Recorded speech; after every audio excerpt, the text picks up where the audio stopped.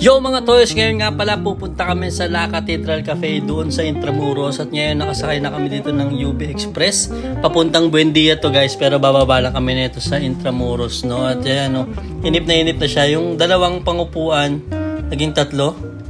Dalawa lang kasi to guys pag sa likod na ganitong FX. Nagiging tatlo lang siya guys pag rush hour na, no? So sinakyan na namin yan guys at nandito na nga pala kami sa Intramuros, no? Naglakad-lakad kami guys kasi hindi nga namin alam kung saan ba talaga yon sa Intramuros. Kaya nagtanong-tanong pa muna kami, naglakad-lakad kami, nagpicture-picture kung ano-ano pang mga pinagkagagawa namin dito bago kami makatungo sa La Cathedral Cafe, no? At eto na guys, malapit na nga pala kami sa La Cathedral Cafe. Mga 5 minutong lakad na lang yan guys. At buhat-buhat ko pa rin tong batang to, napakabigat, no? So parang magja-jogging muna tayo. Magwo-walkathon muna tayo na may kasamang bata bago tayo maka-food trip dun sa La Cathedral, no? Dun pala sa La Cathedral guys, sobrang ganda daw ng view dun. Kasi makikita mo yung tanawin ng karamihan sa mga building sa Intramuros. Pwede talaga siya sa mga pang-date. Perfect na perfect talaga yan guys, no? At andito na nga pala kami sa La Cathedral pala, La Cathedral Cafe, no? Sa tabi siya ng Vera. At yung venue mismo is nasa rooftop siya nitong La Cathedral Cafe building na to, no?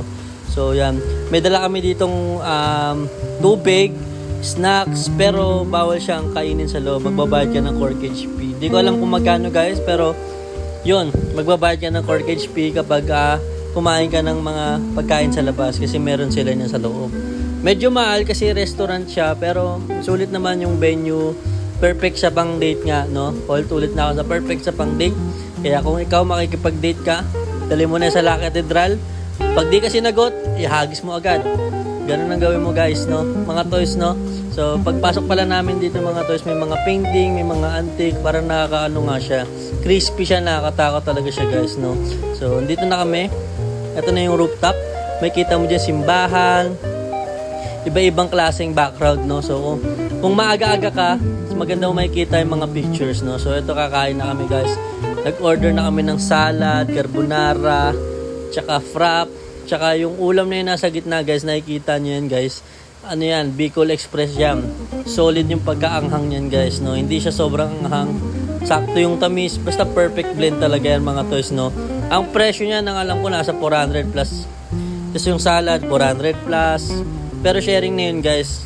Pwede na yun sa mga 4 na payat or 2 mataba. Sakto na yun guys, no? So yun, may happy birthday. Sino may birthday? Ba't may happy birthday nakalagay dyan? Nakitable lang yata kami. So yan na, kumakain na kami niyan guys, no? Ayan, no?